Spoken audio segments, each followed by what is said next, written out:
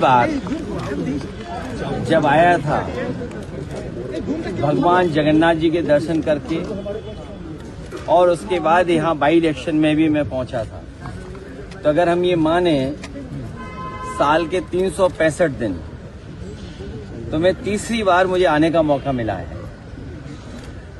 और उस समय जब बाई इलेक्शन था तो मैंने एक बात मंच के माध्यम से जनता के बीच में रखी थी कि हम पीडीए का पेड़ लगाने आए हैं और हमें उम्मीद है उड़ीसा की जनता, जो उनका पुराना समाजवादी आंदोलन रहा है, इसमें नेताजी और यहाँ के बहुत बड़े नेता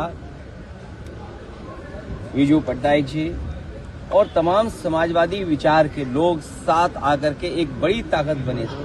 हमारी कोशिश होगी कि पीडीए को हम लोग आगे बढ़ाएं, साथ ही साथ उड़ीसा हम लोग आते रहेंगे।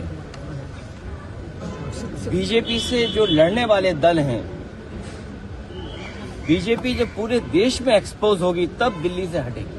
कहीं भी देखेंगे आप तो बीजेपी जब कमजोर होती है या जो उन्होंने मैनिफेस्टो में जनता को वादे पूरे करने की बात जो रखी होती है, अगर पूरा नहीं कर पाते हैं तो वो कम्युनल रास्ता अपनाते हैं। उड़ीसा में इसीलिए समाजवादी पार्टी डिवीजन की पॉलिटिक्स नहीं करना चाहती, हम सबको जोड़ के राजनीति करना चाहते हैं।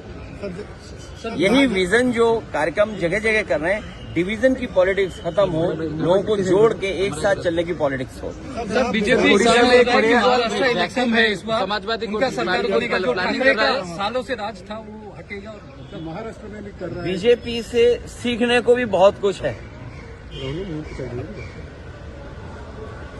वो पॉलिटिकल पार्टी नहीं है, वो पॉलिटिकली प्रोफेशनली रन करते हैं अपने आप। और जो नया जमाना है डाटा चोरी का, कभी सोचा था आपने 5 साल पहले 3 साल पहले कि इलेक्शन होने जा रहा हो, कोई पॉलिटिकल पार्टी अपनी एजेंसियां लगाए और डाटा चोरी करने के लिए जाए? तो ये नए तरह की चीजें हैं। प्रोफेशनल पॉलिटिक्स करती है बीजेपी प्रोफेशनल गिनती करके डेटा पे एक एक बिंदी बैठा करके तब फैसला लेते हैं। इसलिए जिसको हराना है बीजेपी को, उसको उसी तरीके से तैयारी करनी पड़ेगी। और बीजेपी का रिसोर्सेज की कोई कमी नहीं है। उड़ीसा उनके हाथ में, तो रिसोर्सेज की कहाँ कमी होगी? जो जिस स्टेट पर भंडार हो नेचुरल रिसोर्सेज का, और वो जनता के लिए आए, गरीब जनता के लिए रिसोर्सेज इस्तेमाल हो। लेकिन बीजेपी अपने आप को मजबूत करने के लिए रिसोर्सेज यूज करती है।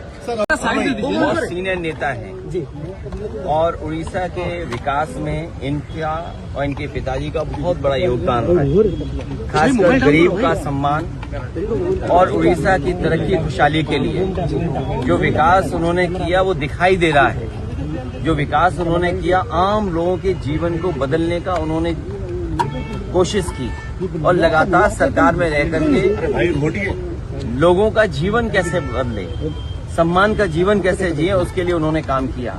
ये हमारी उनकी एक शिष्टाचार मुलाकात थी। एक बहुत सीनियर नेता है, इनके पिताजी के साथ नेताजी ने काम किया, एक वो भी रिश्ता है। और आज हम दोनों लोग कहीं न कहीं बीजेपी से लड़ रहे हैं।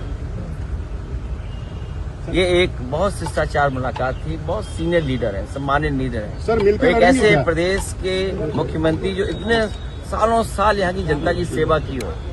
हम लोग तो कम देखे हैं उनको, आप तो हर दिन देखा होगा उनको, उनका काम आप जानते हैं। तो इसलिए एक सम्मानित नेता से, एक लीडर सीनियर, उनसे मिलने का मुझे मौका मिला।